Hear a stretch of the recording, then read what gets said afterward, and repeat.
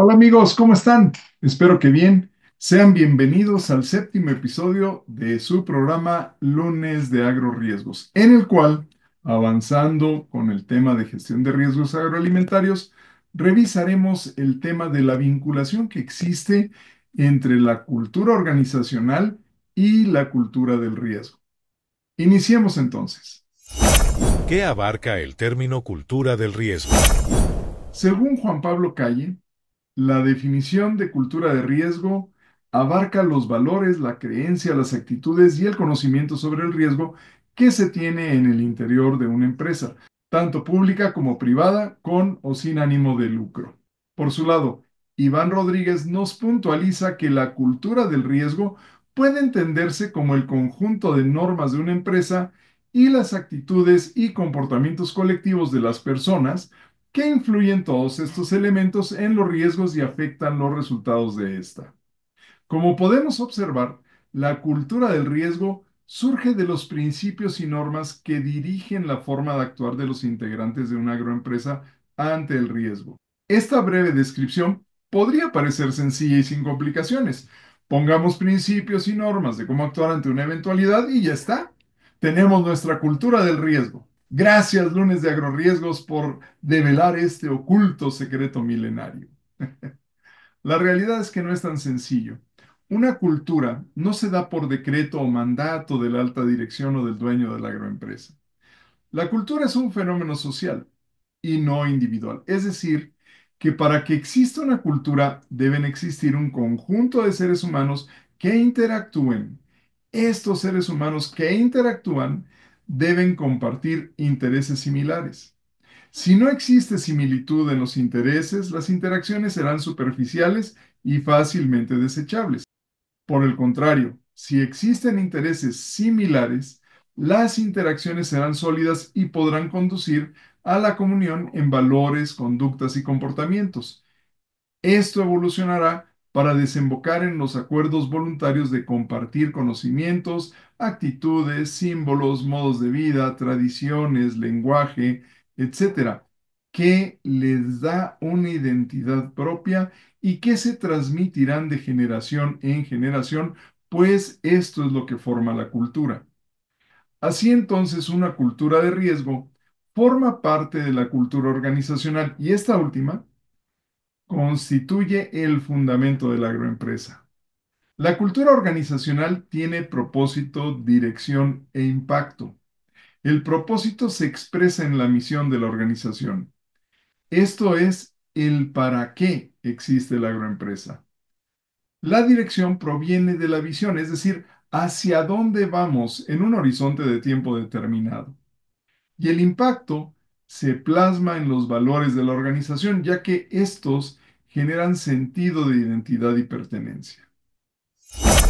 ¿Por qué se debe considerar la cultura organizacional al gestar la cultura del riesgo?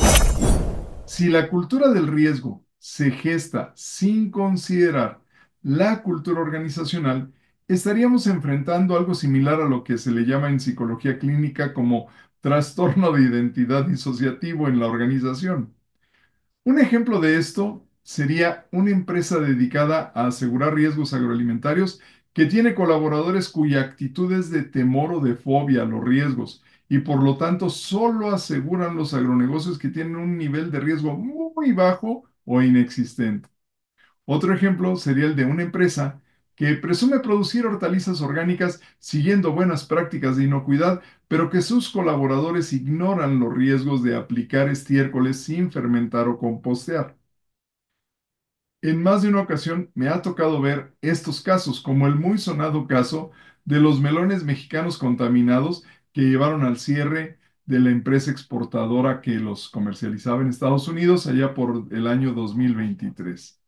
O el brote de peste porcina africana en República Dominicana que obligó a la despoblación de diversas granjas. Otro ejemplo es la imagen difundida en Internet donde aparecían dos empleados de una agroindustria mexicana muy afamada, en el cual uno simulaba estar orinando en las latas de los productos antes de proceder al cierre de las mismas, lo cual generó serios problemas en el mercado. O, por último y más reciente caso, el actual problema con el gusano barrenador del ganado en México. También los he vivido de forma directa, como por ejemplo, en una ocasión hace unos 22 años, fui a un restaurante llamado La Cabaña Suiza. Ignoro si aún exista, pero en esa ocasión pedí una sopa de cebolla, la cual llegó aderezada con una blatela germánica o cucaracha alemana que ya muerta flotaba en el caldo. Obviamente se lo comuniqué al gerente y me retiré del lugar. En otra ocasión, en una unidad de la cadena Vips, ubicada en la costa de Guerrero, allá por el año 2010, me sirvieron una pechuga de pollo que despedía un aroma descompuesto. Oh, ustedes no saben.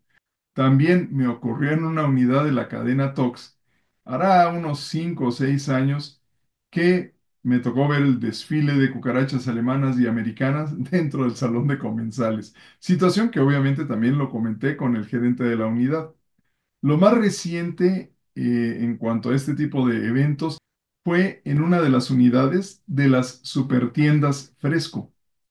Al ir a comprar salvado de trigo, revisando las bolsas para escoger una de ellas, me di cuenta que la mayor parte de estas, que eran bolsas de celofán, venían con el producto ya contaminado por hongos. Había una proliferación de hongos dentro de esas bolsas increíble.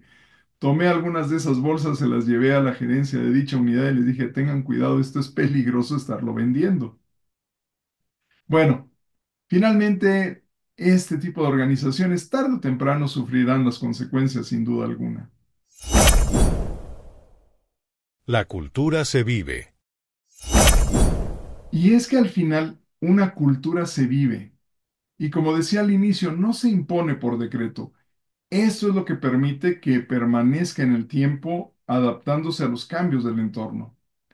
En los casos antes mencionados es probable que la cultura del riesgo no se estuviera viviendo porque tampoco se estaba viviendo la cultura organizacional.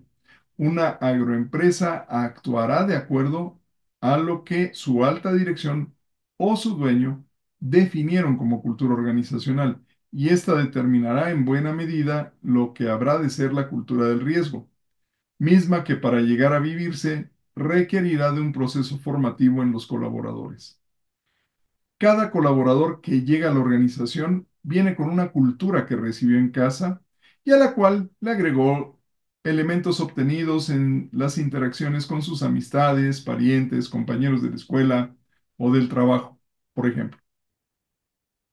Por ello es muy importante dedicar tiempo a la inducción en las empresas, porque hay que presentarle el estilo de la casa al nuevo colaborador y hay que formarlo para después supervisar que esté siguiendo el estilo de la casa. Lamentablemente, los dueños y o las altas direcciones de no pocas organizaciones ven los elementos de su cultura organizacional solo como líneas escritas para inspirar un hermoso cuento que en algún momento etéreo del futuro incierto, donde el universo confabula a favor de ellos, se podrá vivir. Y esta forma de ver a los principios y fundamentos de la cultura organizacional se permea, se transmina hacia los colaboradores, quienes obviamente van a permanecer en la organización viviendo sus culturas personales en lugar de estar teniendo en cuenta la cultura de la organización. Y normalmente irán a trabajar cubriendo los requisitos mínimos para recibir su pago semanal, quincenal o mensual por el esfuerzo realizado. Así entonces, es menester que previo a gestar una cultura del riesgo, se evalúe qué tanto se está viviendo la cultura organizacional, ya sea para entrar en un proceso de reforzamiento de la cultura organizacional o bien para entrar en un proceso de desarrollo organizacional. En caso de organizaciones que están en proceso de nacimiento, es fundamental que el dueño o la alta dirección vayan revisando la cultura personal de cada quien y de ella aporten los elementos para su cultura organizacional. Esto debido a que las organizaciones serán lo que sus directivos son. Si la cultura organizacional que se desea tener no cuenta con un respaldo en las culturas individuales del dueño o de la alta dirección, difícilmente trascenderá a las culturas individuales de sus colaboradores. La cultura organizacional debe ser modelada por el nivel más alto de la empresa. Puede darse el caso de que existan algunos elementos deseables para la cultura organizacional, pero que estos no se encuentren presentes en las culturas individuales del dueño o de la alta dirección.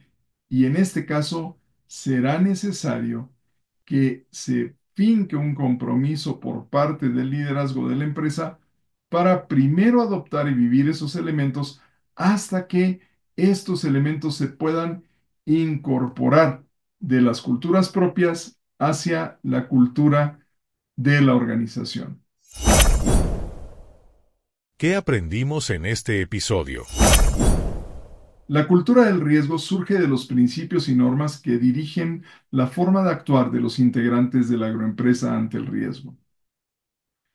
Una cultura del riesgo forma parte de la cultura organizacional y esta última constituye el fundamento de la agroempresa.